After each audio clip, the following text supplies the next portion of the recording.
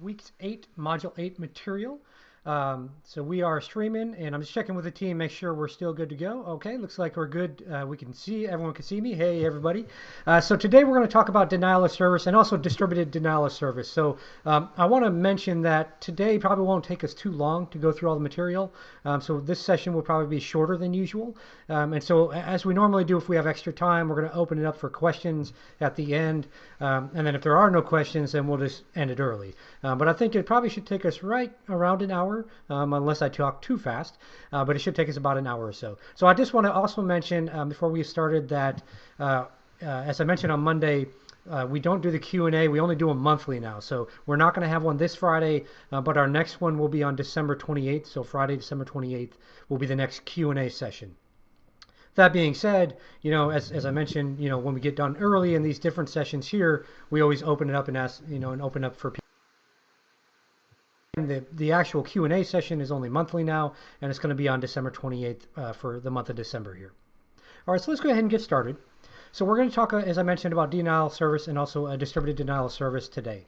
So essentially, denial of service, like I'm just preventing you from, accessing something, right? And then distributed denial of service is actually the attack that we see nowadays, where the hacker, the criminal hacker, is using a bunch of different systems to then swamp our particular system or our group of systems with requests. So essentially, what happens is the attacker, and we'll talk about that in just a moment, but the attacker basically sends a flood of packets. Whatever types of packets they might be, right? We'll talk about that in a little bit as well. But they send a flood of packets to our server in the hopes that our server will get bogged down with requests, and that way, like you and I won't be able to access the server, right? So that's kind of the gist behind a DDoS attack. So the goal with that is as I mentioned, preventing access to that particular server or that resource, or for example, like maybe an e-commerce website, we want to prevent access to people getting on the website and buying stuff. So think along the lines, back in module 1 we talked about the CIA triad, right? So the A was for availability, so that's what we're talking about here, right? So the attacker is preventing us, and whoever us might be, right? Whether it's us watching this here or us as a customer on a website, but it's preventing us from accessing that particular server, that system, that resource, whatever the case might be. So that's kind of the goal with this type of attack. So impact of a DOS or DDoS, and you'll hear me probably call it DDoS throughout the rest of this session.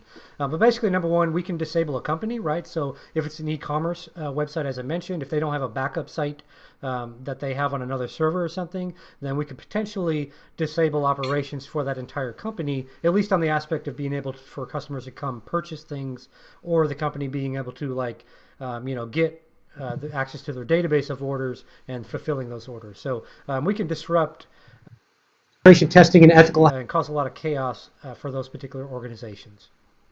Loss of trust along those lines, right? So if we're breached, like if we have, company X is a e-commerce company and we get a DDoS attack against us, then our consumer base, when they find out about that, there might be a loss of trust there, right? Like, okay, well, you got attacked here, and I'm a consumer. I really don't know the cyber stuff at all. So, does that mean like my data's gone, right? Like, did you lose my data? Is my credit card stolen? Like, what does that mean for me, right? So, if you work with an organization that suffers a DDoS attack, you'll definitely want to find out how they're responding to that. And a couple things we saw, not DDoS related, but a couple things recently in the media, right? Of course, the Marriott breach as well as the Quora one. So if we just compare those two for a second, we'll digress for a moment here because it's relevant to what we're talking about with loss of trust there. So if we compare those two breaches, Marriott's response, it took them a couple months after they found the breach. The response wasn't really transparent. They didn't really kind of tell us like what are they doing to protect our stuff moving forward, right? Whereas like Quora, they were pretty transparent, right? Hey, we just found out about this. Here it is. They talked about like what the breach occurred, what it affected, as well as what they were doing as an organization to mitigate that. So along these lines of what we're talking about today, the loss of trust factor there, if you get a DDoS attack or something, you want to make sure your organization is crafting a proper response, right? So if you do get a DDoS attack and you feel that it's something that you should probably tell your consumers about, right? So, for example, if you have an e-commerce website and that's your company, and you get a DDoS attack where customers can't come on for X number of hours, you may want to have some transparency there, and just notify people and say, hey, you know what, we did suffer an attack. We don't think that any data has been compromised. We're still investigating, etc. But for right now, the site's back up, etc., etc. What you don't want to do is have a situation where you have you to say, oh, there was some technical issue or whatever, and then 2 weeks later it's found out that you had a data breach from that DDoS attack, and now you have to come back and say, oh yeah, that little technical issue. By the way, that was a data breach and your credit card stolen. So, again, just try to be ahead of the game there as far as like breaches. We kind of digressed there a little bit, but it was all related to the loss of trust. And going along with the loss of trust, of course, financial loss, right? So if we're hitting that DDoS attack against like an e-commerce website, for example, that's causing financial loss almost instantly for the organization, right? Because customers aren't buying stuff on the site. And then also, with the loss of trust, we've got brand damage and stuff like that that affects sales long term. So all this it ties into play. You commonly see like DDoS attacks will more than likely be like some website kind of makes like hacktivists mad. You get some criminals that'll do this attack, but a lot of it is going to be hacktivists like, hey, I didn't like your news story, and they DDoS a website. So you see that a lot. We've seen it a lot in the media and stuff over the past few years. So this is a beautiful drawing. It's actually kind of a poor rendition, but that is my chicken scratch. So let me explain what this is. So number one, we have our attacker, right? So our attacker, whether that's a group or a single individual, and what they do, they're not going to just like shoot packets to your machine, right? That's dumb, right? We could quickly trace them. So what they do is they'll compromise other machines first, right? So they'll have intermediate machines, generally a couple of those, and then they'll compromise something that'll be the command and control server, or they might just do it like I have outlined here, where the attacker compromises the command control server, and then from there they compromise and get different zombie or bot systems out there. So there might be, keep in mind, there might be several layers here before you get to the zombie or botnet stage of this, or bot stage, I should say it like that. But there might be several levels in between to kind of obfuscate who the attacker really is. But essentially here, the attacker compromises some system or several systems, and then eventually we have a command control server, which is what the victim machine, or the zombie machine will interact with, right? So it's getting its commands like, okay, go attack this IP address or whatever. And then we've got all these bots, right? So all these zombie or bot computers or devices, because as we had seen with like the Mira botnet, we had seen that anything could have been compromised, right? Your smartphone, your camera, your refrigerator, your thermostat, all these things. As we incorporate more technology, anything is vulnerable, right? So that, nowadays we see like these massive botnets attacking certain things, whereas in the past it might have been like different laptops or desktop computers that were getting compromised. These days, tens of thousands, or if not millions, of compromised devices are what we would see, for the most part, attacking, like that single victim. So here, I've only got what 6 or 7, I think 7, bot computers here, or bot devices. But in reality, and obviously I wouldn't be able to draw a million in there on that tiny little screen, but in reality, you're going to see tens of thousands, if not millions, of machines compromised that are then attacking your particular device.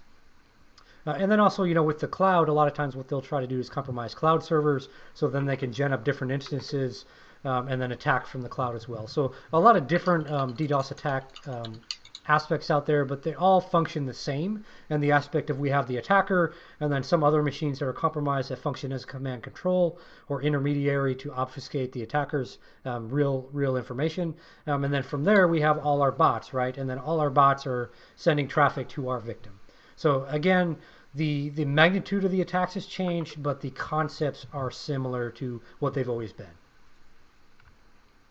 So detecting this stuff, well, number one, you can't use it, right? I can't access my website, or my customers can't get to my website, or something else is transpiring where I can't access the system or this application I'm trying to use.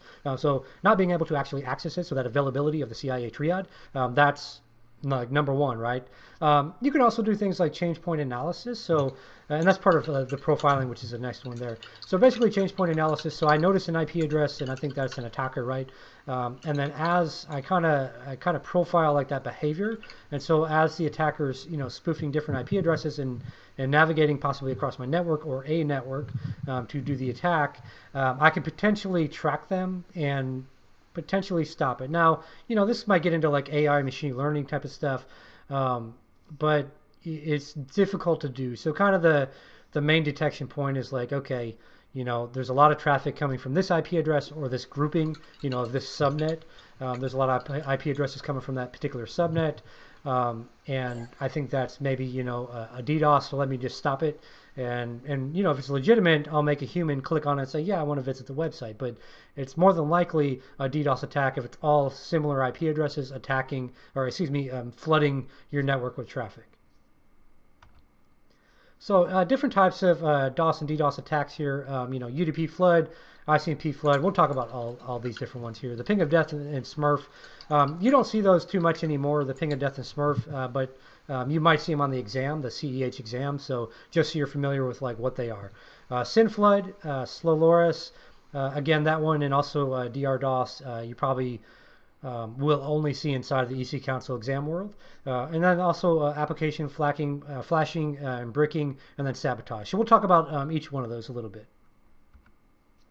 So UDP flood, so again, just UDP packets is what we're flooding to random ports. So one of the most popular tool out there for this is probably low orbit ion cannon, or LOIC as it's commonly abbreviated. Basically, we're sending all these UDP packets. The target's going to reply with that destination unreachable error message. But our goal is really just to flood with a bunch of packets and not worry about what's really transpiring as long as we can, knock out that target machine. ICMP flood, so the ping, our ping request, so it's going to send the echo request and get a reply. So our type 8, type 0, if you recall from our earlier module. And then this is more successful if the attacker has like a higher bandwidth. So thinking about things like the cloud attacks, right? So if I've got 4 million bots and I'm able to send flood like this, and you're just running a server and you've got kind of a lower connection speed and it's not got a lot of RAM on the server and everything, it's more than likely that the attacker might win in that situation, right? So think of it like in a boxing match, right? You go up against like the bully in school. That bully's 6 foot tall, 300 pounds of muscle, and they box all day long, and you're like this little tiny little guy or gal trying to go up against that big bully. So think of it in that aspect of that's where it's going to be more successful for the attacker if they've kind of got that size advantage on you. All right, so the ping of death and Smurf attack, again, you probably aren't going to see these in the real world. This is more than likely just kind of a EC Council exam thing that you just want to know. So the ping of death basically sends a mail forward ping packet. So the goal there is to cause a buffer overflow type of attack. And then from there, you keep sending more packets, et cetera, et cetera, et cetera. The Smurf attack, we're going to spoof the victim's IP address and send a large amount of ICMP packets. You'll see the kind of diagram right there showing that attack. Again, you won't likely see those out in the real world. The SYN flood attack, so basically as the name implies, the sender is just sending, as part of that three-way TCP handshake, the attacker is just sending the SYN packet off that, right? So if you remember when we talked about the TCP three-way handshake, we send our SYN packet, so I say, hey,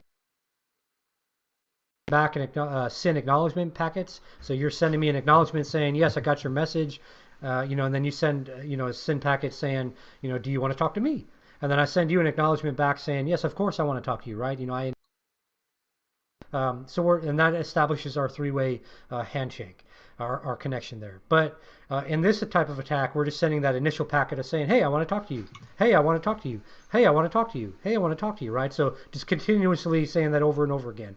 Obviously, like if we were humans saying that, somebody's going to get annoyed and like, shut up, But here, it's just continuously sending the SYN packet. So our server is trying to open that session, right? They're sending that SYN ACK back. sending the SYN-ACK back. And the goal here again with this type of attack is to eat up the resources on that server to shut it down or take it out of commission so nobody can access it. Our slow LoRa's, so basically this one opens connections on the target, but it never completes that request, right? So it sends like a HTTP request, and then nothing happens, right? It's not completed. So that way they're not establishing the connection, but it continuously sends these things. So the goal here is basically to have the server kind of block out like any other connections and focus on these particular connections that we're trying to establish as the attacker. Now, it's pretty easy to mitigate this, and that's why you won't see it really used in the real world. Pretty easy to mitigate. You just limit the number of connections for a single IP address to use. However, of course, an attacker could always, be doing this type of attack, I guess, and be opening a bunch of requests from different IP addresses. But again, it's not a likely attack that you'll probably see out there. You're more commonly going to see like a ping or a SYN type of attack. So distributed reflection DOS, or denial of service, so DR DOS. Again, it's a UDP type of attack, and it focuses on, as all of these do, compromising the availability of that particular machine.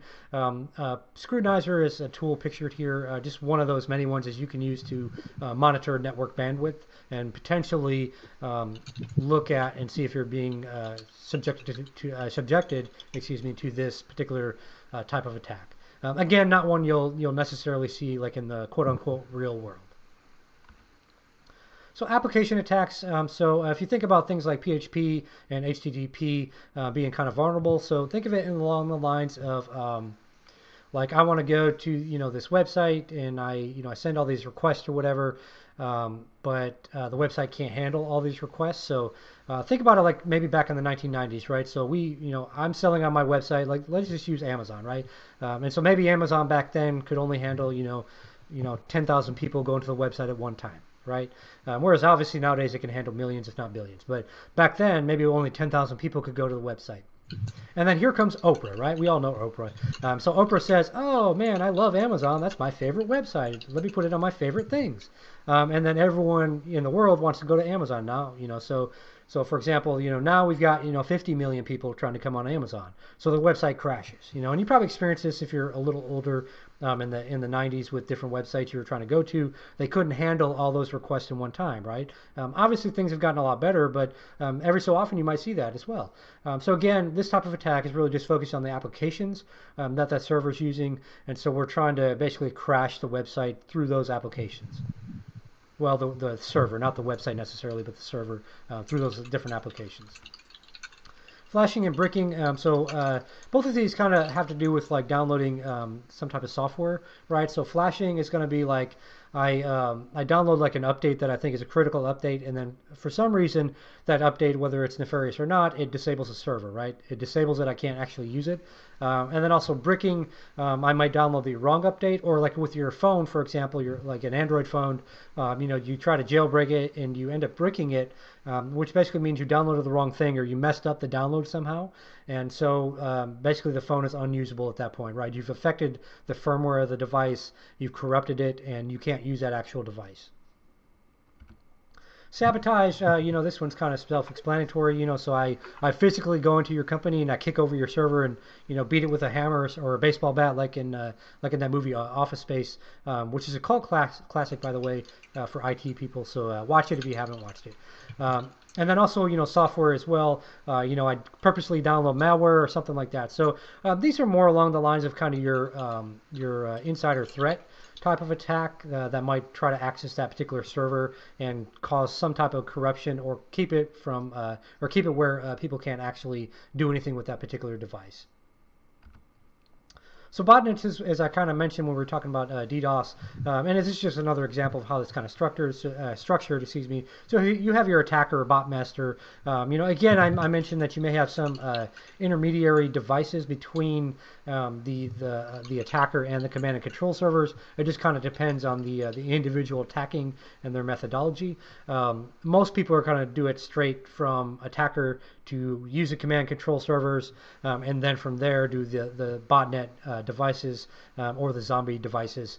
So that different structures again on that, but kind of the same concepts, right? I want to obfuscate who I am as the attacker. I want to have command control servers in place that the zombie systems can get commands from on what they need to do, and then they can also send data back to them. And then from there, I want to have the botnet devices that are out there actually causing the attack and doing whatever I want them to do. So different countermeasures for DDoS and botnet attacks. Again, all the same thing. We can absorb it, right? So if we go back to kind of that boxing the bully type of thing. So the bully punches me in the face, I just take that punch. I don't fight back. And bully punches me again, I just take the punch. I don't fight back. And hopefully the goal there is like, okay, maybe I can take enough punches to where I don't have to worry about this anymore, and the bully just walks away. But that's not, unless you're like got some really good memory and all this stuff in place. If you got some really good resources, which will be very expensive, you could potentially absorb that. So that's what you'll see like companies like Amazon and stuff doing, that are offering like cloud offerings. So that way, if someone does a DDoS attack, they can basically, we'll talk about load balancing in a little bit, but they can basically load balance that throughout all their devices. So hopefully it doesn't take down all their systems, or at least it doesn't take down that one system that was being targeted. Deflection, so again, we can deflect this potentially to like another network. So if we have like maybe a backup network that we have a couple servers set up where, if we get a DDoS attack, we just redirect to that those particular servers and let them handle it all. We could do that as well. Again, all that kind of ties into the absorbing and the load balancing aspect of it. We could shut down services, not ideal. So, if we're under attack, we just shut down the server. It is ideal if you have something else you can just gen up real quick, right? So if you have backup servers that you can use, you can just take that one out of rotation and not worry about it, and and just keep everything else up. We could degrade services, so we could kind of think about this like your car. If you have a car, so your mechanic says, okay, we need to change your brakes, in 5,000 miles, and then you hit 5,000 miles. And you're kind of like, well, I don't really want to spend that money on the brakes right now. Maybe I can go another 100 or 200 miles without doing my brakes. So that's the degradation of services, right? So we're kind of accepting like, okay, services aren't perfect. Maybe it won't perfect, or maybe there's, or maybe it won't work perfectly, excuse me. Or there's some type of, issue where it's a little slower or something. But we're okay with that. So we could potentially just let it go. Again, that goes along the lines of like absorbing it a little bit. And then, of course, like ingress and egress filtering, which is the most common thing. So, of course, our list of indicator of compromise for different IP addresses of previous attacks, right? So previous criminal attackers and stuff like that. And then also, we can, if we find IP addresses that are suspicious, right, we can block those and potentially prevent against this type of attack. As I mentioned already, load balancing kind of goes along with the absorbing aspect of it. And then also, on the flip side of things, prevention, right? So patching our systems, making sure our software is up to date, hardening the systems, so not having services running that might be vulnerable to attack, as well as not having different software applications that might be vulnerable as well. So different things, a lot of it's common sense, right? So we want to always patch and harden systems. And then, of course, we want to, monitor and prevent IP addresses that may be suspicious, as well as egress filtering, as I mentioned there, because you want to do that on like your workstations. As a workstation, and then use that as a jumping off point to do the attack, right? Or you might have like all, hopefully you don't have all your internal workstations compromised, but those could be used to then take down, like one of your servers, for example. So all this stuff ties into play. A lot of it's common sense, but again, you'll see that people just don't do it, as many things that are supposedly common sense, right? So just keep all that stuff in mind. Different ways to countermeasure a DDoS attack. So just one quick post-assessment question here. So question is, attackers never use intermediary devices as part of a DDoS attack. So is that true or false? So I'm going to pause here. So just answer that in the chat area. I'll keep an eye on the chat real quick. And just go ahead and answer that in the chat saying, hey, what's the answer to this question? Is it true or false? All right, so I'm going to pause for a second here. So again, just in the chat, go ahead and post your answer there. Is that going to be true or false to that question? And I see that someone mentioned that they were at work So yeah, we always put up stuff in the archives, and also all the content we cover in this course and these live sessions is going to be the same stuff, relatively the same stuff as we cover in the actual film course. So you can always go there and look. For like this session, I added a few more things you'll notice in this slide deck than we had in the actual film course. But again, aside from the labs, everything else is pretty similar content as the film course. So yes, I see some people answered false there. So that's absolutely correct, right? So the attackers, as attackers or as penetration testers doing this type of attack, we want to always try to obfuscate like who we are, right? We want to protect our identity. So that's why we would use intermediary devices to try to put some more barriers in place to make it more difficult for an investigator to come back later on and track down who we are. It's not 100% foolproof, as you see, different people getting caught on stuff. But, generally, you can put some things in place and be relatively anonymous for a period of time. All right, so that wraps up our lecture portion of it. So let's go on to our lab. So in today's lab, we're just going to kind of run a DDoS attack to some capacity. And not getting fancy by any means, but we're just going to basically run a command, use a tool called Tor's Hammer, and then what we're going to do is just kind of analyze the attack of what's going on. So we'll go ahead and get started on that. So here it is, the lab document. So I've included a link that, as I normally do if I can, I include a link where you can just click on that and then just basically launch the lab from there. But I'm going to take the long way as I normally do. That way if anyone wants to follow along, or if you're not able to click the link for some reason. So just make sure you're logged into the library, the Cybrary, not the library, that's a good place to go to, but log into the Cybrary lab environment. So log into Cybrary and then just select catalog.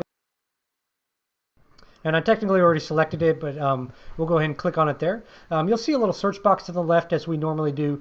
In that search box here in step 3, just type in denial of service. And actually, if you type in denial space of, and pause for a second, it'll pull up what we're looking for. So we're going to be looking for this denial of service PCAP analysis lab. So let's go ahead and do that now. So just type in denial of, and if you pause for a second, you'll see it'll pull up anything with denial of service in it. You'll see down here it says denial of service as well, but that one actually doesn't have a denial of service in that lab. So this top one is the one we want. So once we find it, just click on the Start Now button to launch the lab. It might take about 20 to 30 seconds, generally about 15 to 20 in the times I've been testing it. So again, that's always relative to your particular connection speed, your computer, all that good stuff. So you'll see here in the background it's starting to launch things up for us. So as I mentioned here, it might take about 20 to 30 seconds. Looks like it's taking a little longer than usual on my side. So we'll give it a couple more seconds. It should eventually pull up for us. So once it opens up, kind of like we normally do in this particular lab environment, we'll see a pop-up box, and you'll see it in the background there. We're just going to select Next, and then OK to that to close the pop-up box. So let's go ahead and do that now. So we're just going to select Next, and then just OK to the pop-up box. You'll see here it's starting to pull up Windows 7 desktop for us. So let's move on to the next step of our lab. So here in step 7, yes, we do see the Windows 7 login screen. So now we're going to go ahead and enter our password. So it's already got the username in there. We're just going to type our password, which is going to be a capital P, the @ symbol, and then all lowercase SSW, the number 0. So that's a number 0 and not a capital O. And then lowercase RD. So let's go ahead and type that now. So just type in capital P, the @ symbol, lowercase ss, lowercase w, the number 0, and then lowercase rd, and then just press enter on your keyboard. All right, it might take a moment or so, but it should pull up the desktop for you. So let's go back to our lab document. So all right, we've entered the password. So the next step here is we're going to double click that little shortcut on the desktop, this command one. So we're going to click in step 9 here. We're going to double click on command shortcut, the little icon there. That's just going to launch a command prompt windows for us. So let's go ahead and do that one now. So just double click on that. You'll see it opens it up for us.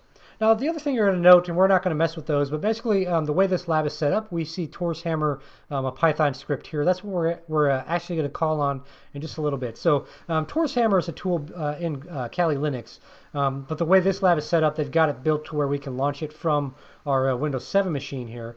So that's just the way this lab happens to be configured, but you can just note that you can use it inside of Kali Linux to run your attacks. So let's go back to our lab document. So now we've launched our command prompt. So now we're going to actually start our denial of service attack. So again, this one's just a denial of service attack and not necessarily a DDoS attack. So we're going to type this long command at our prompt. So don't worry about memorizing all that. We're going to go step by step through this. So we're going to type python.exe, all lowercase. We'll put a space.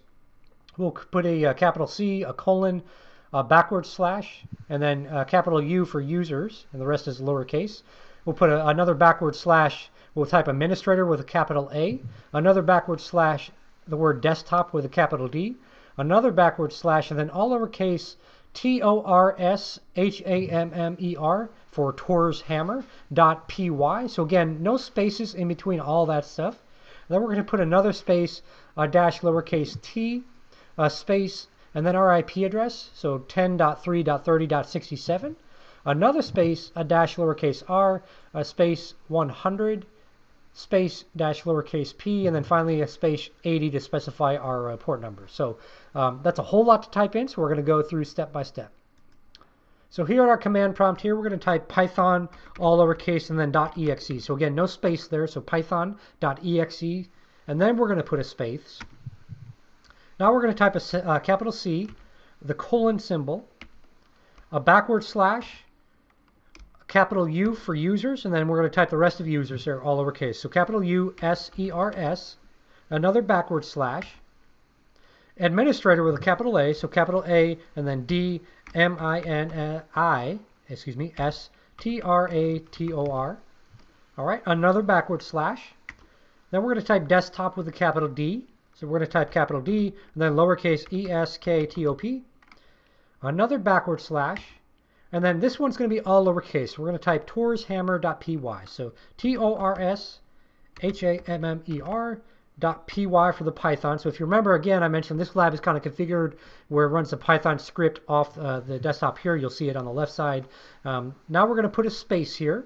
We're going to put a dash and a lowercase t as in Tom. Another space, and now we're going to put our IP address. We're going to type 10.3.30.67, and we're going to put another space. We're going to put a dash and a lowercase r. Another space, we're going to put the number 100, so 100. We're going to put another space, a dash lowercase p, another space, and then finally the number 80 to specify our port number. All right, that was a whole long command there, right? So we're going to go ahead and press enter on our keyboard now. It's going to start running the command. You'll see it's running in the background there. So let's go back to our lab document.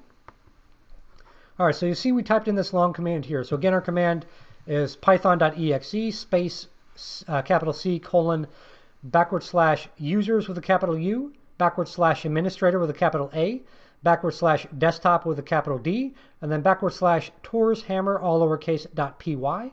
We put another space and then dash lowercase t, another space, and then our IP address, which was 10.3.30.67, another space, dash lowercase r, another space, the number 100, another space, dash lowercase p, and then another space finally, and the number 80.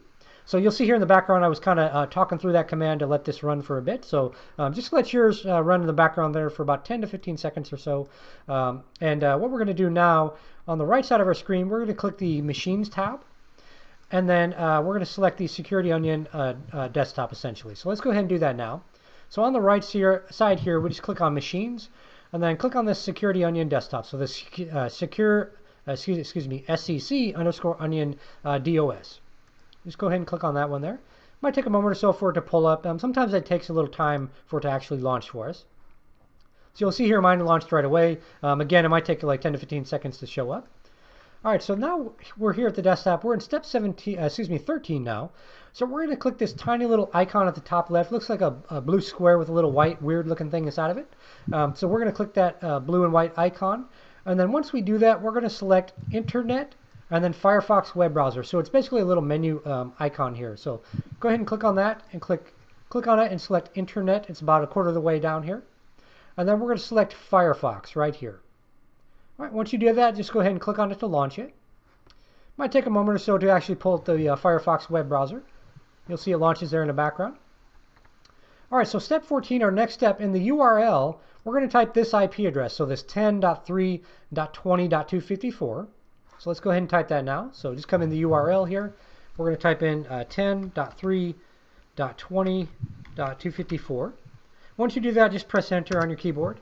you're going to get an error here about the connection is untrusted. So once we see that, we're going to go back to our lab document here. So you'll see in step 15 that I just mentioned that yes, we see that we do get that alert. So we're going to click the option that says I understand the risk. So that bottom option there. Once we do that, we're going to, in step 17, we're going to go ahead and add the exception. So let's do that now. So we're going to click under I understand the risk. So go ahead and click on that. If you scroll down a little bit, you'll see that button that says add exception. So we're going to go ahead and click that as well. You'll see it gives us that information here. We're just going to confirm the security exception. All right, you'll see it then. It takes us to a login page. So let's go back to our lab document. So we went ahead here. We clicked that little pop-up box that said add security exception. We clicked the button that said confirm the security exception button. That was near the bottom left. All right, so now we're taken to the pfSense login screen, which you see in the background there. All right, so now what we're going to do, we're going to log in here. So pfSense is a firewall, and we're just going to log into that. So step 20 here, we're going to use the username of admin, all lowercase, and then the password of pfSense, all lowercase. So let's go ahead and do that now. So just admin, and then in our password box here, again, we're just going to type in pfSense, all lowercase. Once you do that, just go ahead and either hit enter or just click login. If you get this prompt here about remembering the password, it doesn't really matter what you select there. Just X out of it, I would say, is probably your best option there. All right, so now, okay, we've gone ahead here, step 21. We've clicked the login button. As I mentioned here, we got that little prompt saying, do you want to remember the password? You don't have to. You can click remember the password if you want to. Just to break your heart there, it's not going to really remember your password the next time you launch this lab. But you can also just X out of it like I did. So now we're at the pfSense dashboard screen there. So what I'm going to do, I'm actually going to kind of make my window a little bigger here. I'm not going to maximize it. I'm just going to drag out the browser window here just to make it a little bigger screen for everyone. Again, I'm just not going to maximize it. You can maximize yours if you want to. I just choose not to do that on this particular lab. So if I can get my mouse to cooperate here, maybe. All right, well, I guess I will maximize it. We'll just do it that way. All right. So take back what I said, I will just maximize it. So if you want to maximize it, just click that plus sign. Normally the mouse kind of cooperates there, it's jumping around on the bottom, so that's all right. We'll keep moving forward. So at the dashboard, that's where we are here in step 23. We're at the pfSense dashboard. We're going to click where it says diagnostics, and then we're going to select packet capture. So let's go ahead and do that now. So here at the top, we see diagnostics, and then about halfway down, you'll see packet capture. So go ahead and click on that. It's going to pull up this menu for us. Let's go back to our lab document. So so it looks like I did put that step in there. I couldn't remember if I did, about maximizing the browser window. So we've already done that, so we can skip that step. So step 25 here, we're going to check the box under the promiscuous area. So we want to make sure that checkbox is checked. So let's go ahead and do that now. So this little checkbox right here, just go ahead and click in there and check it. All right, so let's move on to the next step. Here in step 26, we're going to, in the host address box, which is a little ways down on the page there, we're going to type in this particular IP address. So we're going to type in 10.3.30.67. So let's go ahead and do that now. So 10.3.30.67. All right, let's go back to our lab document. So now we're going to scroll all the way to the bottom of the page, and then we're just going to click on the start button. So let's go ahead and do that now. So just scroll all the way to the bottom. You'll see down here at the bottom left, you'll see a start button. Just go ahead and click on that. All right, let's go back to our lab document. So now we want to wait, like 15, 20 seconds. You can even do it like, 10 or 15 seconds or so. Just kind of depends on how long you want to wait. But we're just kind of letting it do the capture. So once we're ready, down at the bottom here, you'll see that start button change to say stop. So once we're ready, and we're going to give it a little bit more time here, we'll click that stop button to go ahead and just stop the capture. So we're just going to let it go for a while here, and then eventually, when we click stop button, we're going to scroll back down to the bottom of the page, and we should see some data that's in the capture packet. So we should see it down in this area here. So it's been roughly, I think, 10, maybe 15 seconds or so. So on my end, I'm going to go ahead and stop the capture. You'll see it always takes us like back to the top of the page. So if we just scroll down, you'll see here we do have some information captured there. All right, so we see question number 1. So question number one is, what are some of the source IP addresses that you see in this capture here? So go ahead in the chat real quick. We'll pause for a second here because we have plenty of time left. Go ahead and just in the chat, just jot down some of the source IP addresses that you're seeing on your end for this particular capture. So any of the source IP addresses that you're seeing, just go ahead and throw some of them in the chat there, and I'll pause for a moment while you guys go ahead and take a moment to do that.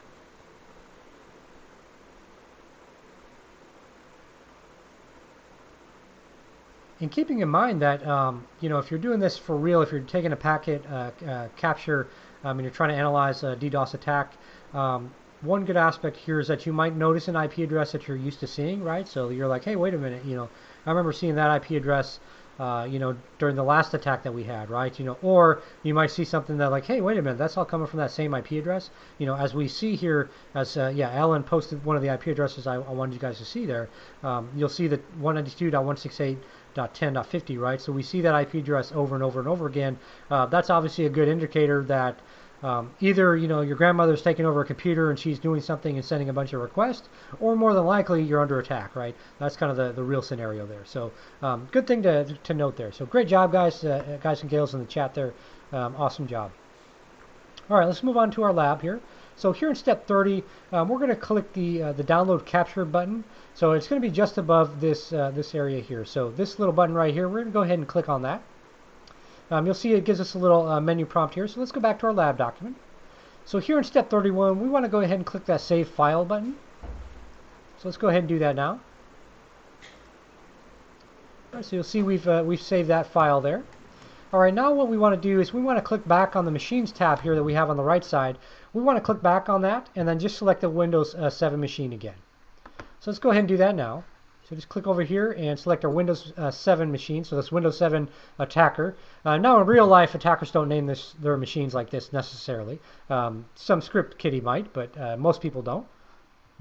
All right, so all we're going to do here to stop the attack, we're actually just going to close the command prompt. So let's just go ahead and do that now. Just X out of it. That's actually going to stop the attack. Wouldn't it be nice in real life if like you could stop a DDoS attack just by closing a command line window? But that's not the real world. That's the lab world. So anyways, now we're going to click back on our Security Onion machine. So go back to the right side here and just click back on that Security Onion desktop. It's going to pull it back up to where we were. All right, so our next step here is step 35. So now we should see the packetcapture.cap file showing as a download, which we did, you know, when we downloaded that. And now we're just going to double click on that particular file. So let's go back to our screen here, and I'm going to have to click my downloads here. There we go, because I just closed it. So we're just going to double click on that to open it up. You're going to see when we do that, it's going to open it automatically in Wireshark for us. All right, so we went ahead on this file here. We saw that in the downloads area. We double clicked on it to open it up. Yes, it did open Wireshark here in step 36. And then we're just going to maximize Wireshark window. And we're going to do that the way we've been doing it by this little plus sign right here. So just maximize it there. All right. So what I want you guys to do in the chat now, question number 2. So I want you guys and gals to go ahead and just kind of review the Wireshark window here and look at what protocols are listed, and go ahead and just in the chat, go ahead and share what kind of protocols that you're seeing, right? So are you seeing like UDP? What ones are you seeing in there? So go ahead. I'll pause for another second here. Again, we've got plenty of time left. As I mentioned, this one will probably go a little early today, but we've got plenty of time left. So in the chat, go ahead and just list out the different protocols that you're seeing inside of the Wireshark window. So again, I'm going to pause for a second while you guys go ahead and do that. So I see people are answering right away. So great job. Yep. So we see TCP, HTTP in there as well. Cool. So let's move on with the last portion of our lab document here. So step 38 here, we're going to right click on any one of these packets. So it doesn't matter which one you want to choose, but we're going to then, once we right click, we're going to choose that follow the TCP stream, which when we did our sniffing stuff, we kind of went through that and did Wireshark and did that follow TCP stream option. So you guys are kind of familiar with this aspect, but we're going to go ahead and do that now. So choose any of these packets here that you want to do and right click on it and follow the TCP stream. So just right click on it, follow TCP stream. And I saw somebody posted in the chat there. So yeah, if you guys want to mention also the port number, so I'm going to close this for a second here. So if you want to go ahead and mention the port numbers of a certain packet or something, you can do so. If you remember, look under the particular protocol here. So like transmission control protocol, this packet here, we see that the source port was 49,260. The destination was port 80. So yeah, feel free in the chat if you want to post the different ports that you're seeing as well. So that's definitely a good thing to throw in there. So here, I'm going to clear my filter there. I'm just going to right click on like this one, right click, and again, we're right clicking and saying follow TCP stream. All right, so I don't see like a username or password in that one. But what you will see is like random characters potentially, and depending on what you're pulling up, you might see different things. But you should see like random characters in the stream content box. All right, so we can go ahead and close that out if you want to, and then just clear it out and just basically just open up different packets that way. Just right click, follow the stream, see if you get different information. You'll see different characters in there. Now we're not typing in like credentials, so we probably won't see anything like that listed in here at all. And this lab isn't really set up for that, but basically you see like different random characters in there. All right, let's go back to our lab document. I actually think that was it. Yep. Basically, when you're finished looking at those, feel free to close Wireshark. But essentially, that's all we're doing. We're kind of just looking through the packets. Again, this component of it we kind of did in the sniffing area where we looked through packets. We looked at a source port, destination port. We looked at the different IP addresses. Of course, we followed the TCP stream, and you remember in those labs, we could actually see like user credentials in there. So here in this particular lab, we're not going to see that type of data, but just understand that you might be able to find that information. Now, we're really kind of targeted towards looking at these packets to see if we can notice anything that's a commonality, right? So as Shelly mentioned, the port stuff, right? If we notice that the same port's being used over and over again, for this attack, we can just block that port if we don't actually need it, right? So if it's some random port number like this 49,249, we probably don't need that port open, so we can just block that for future attacks so they can't use that one. It's not 100% right because eventually it's a cat and mouse game, right? They attack, we block it, they use another port next time, we block it, they use another port, etc. But it is something that we can do to prevent against people using that particular port for attack. All right, so that wraps up our lab. As I mentioned, we were going to get done early today. We got done really early, so it only took us about 45 minutes or so. So I'm going to open it up. If there's any questions in the chat, we'll open it up for a few minutes to answer questions. If not, we'll just end the session early today. I'm going to scroll back through the chat real quick, make sure I didn't miss any questions. I don't think I did. But again, if there's any questions, go ahead and post those down in the chat, and we'll get those answered for you. If I don't see any questions for a minute or so, then I'll assume there are none, and we'll go ahead and just close the live session today. But go ahead, I'll pause for a second here as I'm looking back through the chat to see if there's any questions asked. But go ahead and ask any questions you guys and gals might have.